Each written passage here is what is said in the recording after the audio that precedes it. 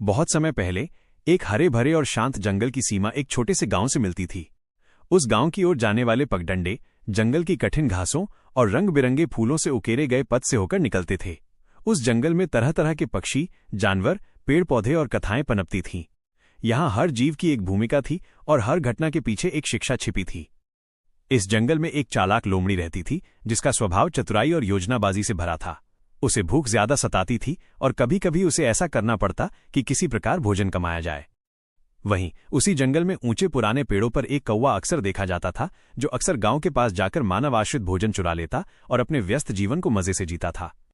कौवा अपनी चोंच में रोटी, पनीर या अन्य कुछ टुकड़ा पकड़े पेड़ों पर बैठ जाता, जहां अन्य पक्षी और जानवर उसे देखकर तिरस्कार या अभिव्यक्ति करते। कौवा को ये सब चलता रहा क्योंकि वो समझता था, मेरा भोजन सुरक्षित है, कोई न पहुंच सकेगा। लेकिन लोमड़ी की नजर एक दिन उस कौवे और उसके भोजन पर पड़ी और उसे एक विचार आया। ये कहानी उसी दिन की है जब लोमड़ी और कौवा की विलक्षण मुठभेड़ हुई और उस घटना से सबको एक गहरी सीख मिल गई। कहानी। घटना आरंभ। एक सुनहरी सुबह थी। हल्की धूप घासों पर मोती की तरह चमक रही थी। पक्षियों की चहचहाहट पूरे जंगल में फैल रही थी। लोमड़ी भूख से हल्की बेहोशी सी महसूस कर रही थी। उसने जंगल में इधर उधर देखा, कहीं कोई फल, कहीं कोई अवशेष भोजन, लेकिन कुछ भी सुरक्षित और सुगम नहीं मिला। कुछ दूर पेड़ों की ऊंचाई पर एक पौधे की डाल पर कौवा बैठा था। उसके पंजे में गांव से चुराई गई रोटी का टुकड़ा था, जिसे उसने बड़ी मेहनत से छुपाया था। वो शांत भाव से बैठकर अपने भोजन को बड़े आराम से खाने की योजना बना रहा था। लोमड़ी ने धीरज रखा और धीरे धीरे उस पेड़ के पास आ गई। उसने देखा कि कौवा बिल्कुल आराम से उस रोटी को पकड़े है। लोमड़ी की आंखों में भूख की चमक थी और उसके दिमाग में एक योजना ने जन्म लिया। लोमड़ी ने धीरे धीरे कौवे के नीचे आकर बहुत कोमल आवाज में कहा, अरे कौवा दादा, तुम यहाँ कितने ऊंचे पत्ते पर बैठे हो और तुम्हारी चोंच में वो रोटी बहुत स्वादिष्ट दिख रही है। कौवा ने नीचे झांका, देखा कि लोमड़ी असमंजस में खड़ी है। वो संकोच भरे स्वर में बोला, हाँ, ये मेरी रोटी है, मैं इसे अभी खाऊंगा, तुम बताओ कैसे खाओगे। लोमड़ी ने मुस्कुराते हुए कहा, काश आप मुझे अपना गाना सुनाते। मैंने सुना है कि आपकी आवाज बहुत मधुर है और जंगल में आपकी गान गुण डाली जाती है। क्या आज आप मेरे लिए एक गीत गाएंगे? लोमड़ी की ये बात इतनी मीठी, इतनी सजीली थी कि कौवा स्तब्ध रह गया। उसकी चोंच में पकड़ी रोटी को देखते ही उसने कहा, मेरा गाना? हाँ, पर पहले ये रोटी यहां रख दो, फिर मैं तुम्हारे लिए गीत गाऊंगा। लोमड़ी ने कहा, नहीं नहीं, आप जैसे चाहें वैसे करो, लेकिन जब आप गाएंगे मैं नीचे बैठकर सुनूंगी। कौवा को लोमड़ी की प्रशंसा बड़ी खास लगी। वो धीरे धीरे मुग्ध हो गया कि लोग उसकी तारीफ कर रहे हैं। उसने सोचा, अगर मैं एक गीत गाऊंगा तो ये लोमड़ी मेरी तारीफ करेगी और जंगल में मेरी प्रतिष्ठा बढ़ेगी। इतना सोचते ही उसने गाने की तैयारी की। उसने अपना मुंह खोलने की मुद्रा बनाई। जैसे ही उसने आवाज निकालने के लिए चोंच खोली, रोटी का टुकड़ा जमीन पर गिर पड़ा। लोमड़ी ने तुरंत झपट्टा मारा और रोटी ले ली। उसने हंसते हुए कहा, धन्यवाद कौवा दादा, आपकी मधुर आवाज सुनने का सौभाग्य मिला। कौवा हैरान होकर नीचे झांका। उसकी आंखों से एक एक आंसू निकलने लगे। उसने महसूस किया कि उसकी मूर्खता ने उसे धोखा दिया है। वो व्याकुल हो उठा। लोमड़ी ने उसकी पीड़ा देखकर कहा, कौवा भाई, आज मैंने तुम्हारी मदद नहीं की, बल्कि मैंने अपनी भूख मिटाई। लेकिन तुमने एक महत्वपूर्ण गलती की, तुमने अपनी चोंच खोली, अपनी रोटी खो दी। इस अनुभव से सीख लो, कभी किसी की मीठी बातों में आना अच्छा नहीं। उद्धरण चिन्ह। इतना कहकर वो रोटी लिए भाग गई। कौवा दुखी और शर्मिंदा रह गया और उसने ठान लिया कि अब से वो कभी झूठी तारीफों का शिकार नहीं बनेगा। विस्तार और मनोदशाएं। लोमड़ी की तैयारी। जब लोमड़ी ने पहली बार कौवे को देखा, उसने सावधानी से दृष्टि बनाई। उसने पेड़ की छाया, हवाओं की दिशा, पक्षियों की आवाज, सब कुछ पर ध्यान दिया। उसने तय किया कि सीधे अदायगी करना ठीक नहीं, पहले मित्रवत बनना, तारीफ करना और फिर अवसर पाते ही चालाकी करना बेहतर रहेगा। उसने मन मन में सोचा, अगर मैं उसे पहले कठोरता से बोलूंगी तो वो रक्षा मुद्रा ले लेगा, पर अगर मैं उसकी तारीफ करूं, उसे आत्म प्रशंसा महसूस करूं, तो वो अपने रक्षा बंधन को ढीला कर देगा, फिर मैं रोटी ले सकूंगी। ये सोचकर उसने अपना स्वर को कोमल रखा, अपने बोलों में मधुरता डाली और कदम कदम पर संयम बनाए रखा। कौवा की भावना। कौवा शुरुआत में सावधान था।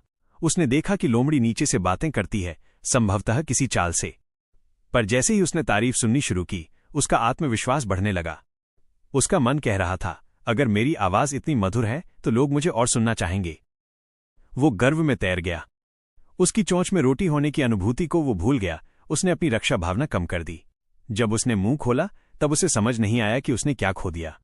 जब रोटी गिर गई और उसने देखा कि लोमड़ी उसे लेकर भाग गई तो वो खीज और ग्लानि के मिश्रण में डूब गया। उसने महसूस किया कि उसकी सीमाएं थीं, मेहनत से कमाई गई चीजें छीन ली गईं क्योंकि उसने सजगता नहीं बरती। संवादों का विवरण। नीचे कुछ संवादों का विस्तृत चित्र। लोमड़ी धीरे धीरे, नमस्ते कौवा भैया, आप आज बहुत सुंदर दिख रहे हैं। कौवा मंद हंसी के साथ, तुम्हारा अभिवादन अच्छा है, लेकिन मैं अभी व्यस्त हूं। लोमड़ी, आपके पंखों की काली रंगत, आपकी तेज चोंच सब मुझे मंत्रमुग्ध कर देते हैं। क्या आप मेरे लिए एक मधुर गीत सुनाएंगे? कौवा स्वयं को गौरवान्वित करते हुए, तुम्हारी बातें बड़ी सुरीली हैं। ठीक है, मैं गाता हूं। कौवा मुंह खोलता है। रोटी गिरती है लोमड़ी छीनते हुए। धन्यवाद, आज मेरी भूख भी मिट गई। कौवा हैरान, तुमने मेरी चीज ले ली। लोमड़ी हल्की सी मुस्कान के साथ, कौवा भाई, ये झूठी तारीफों की कीमत है। इन संवादों में भावनाओं की लय, चालाकी और अभिमान जुड़े हैं। घटना का विस्तार। लोमड़ी ये नहीं चाहती थी कि कौवा तुरंत सतर्क हो जाए, इसलिए उसने धीरे धीरे अपनी बातचीत बढ़ाई। पहले सामान्य वार्तालाप, कैसे हो, अच्छी उड़ान की। फिर उसने तारीफों की ओर मोड़ लिया, आपकी आवाज कईयों ने सुनी है। ये तकनीक उस समय की होशियारी थी जब वो देख रही थी कि कौवा मानसिक रूप से कैसे प्रतिक्रिया दे रहा है। कौवा ने पहले इसे साधारण बात समझा, लेकिन जैसे जैसे तारीफों की लड़ी बढ़ी वो आत्मसंतुष्टि में डूब गया। उसकी सोच रही, इतने गुणों को कौन न सराहे। और इस प्रक्रिया में उसने अपनी सावधानी खो दी। जब रोटी गिर गई वो आश्चर्यचकित था, उसका संतुलन बिखर गया। उसने तुरंत देखा कि उसकी मूर्खता ने उसे प्रहार किया है। उसने समझा कि कभी कभी हमारे अहंकार की चादर हमें धोखा दे सकती है। परिणाम और अंत। लोमड़ी अपनी चालाकी में सफल हुई, उसने रोटी पाई और वो खुशी खुशी वहां से चली गई। कौवा दुखी, पीड़ित और लज्जित पेड़ पर बैठा रहा। उसकी आंखों में आंसू थे और सोच रहा था, मैंने अपनी चीज क्यों खोई, मैं सचमुच मूर्ख बन गया। उसने ठान लिया, अब मैं कभी किसी के मीठे बोलों में नहीं आऊंगा। मैं समझदारी से जीऊंगा और आत्मसंयम को अपनाऊंगा। वो बाद में जंगल के अन्य पक्षियों के पास गया और उन्होंने देखा कि वो शांत है, पर उसकी आंखों में गंभीरता थी। उसने सबसे कहा, मेरी गलती ने मुझे सिखाया है कि हर तारीफ ईमानदार नहीं होती। आज से मैं सतर्क रहूंगा। इस प्रकार कहानी समाप्त होती है, एक चालाक जीत, एक मूर्खयुक्त शिकन और एक आत्मज्ञान की शुरुआत। सीख और नैतिक शिक्षा। 1. चापलूसी से सावधान रहो, हर मीठा शब्द लाभ की चाल हो सकती है। 2. स्वयं की बुद्धि और विवेक को प्राथमिकता दो, दूसरों की बातों के पीछे भागना आसान है, लेकिन स्वयं की सूझबूझ टूट सकती है। 3. अहंकार हमें अंधेरे की ओर ले जाता है, जब हम स्वयं को श्रेष्ठ मानते हैं, हम अपनी रक्षा भूल जाते हैं। 4. सभ्यता और आत्मसम्मान बनाए रखें, भूख, लालच या महत्वाकांक्षा में यदि हम अपनी मर्यादा भूल जाएं, तो बहुत कुछ खो सकते हैं। 5. गलतियां से सीखना है, वन की दिनचर्या। कौवा ने अपनी भूलों से शिक्षा ली और बुद्धिमान बनने की ठानी।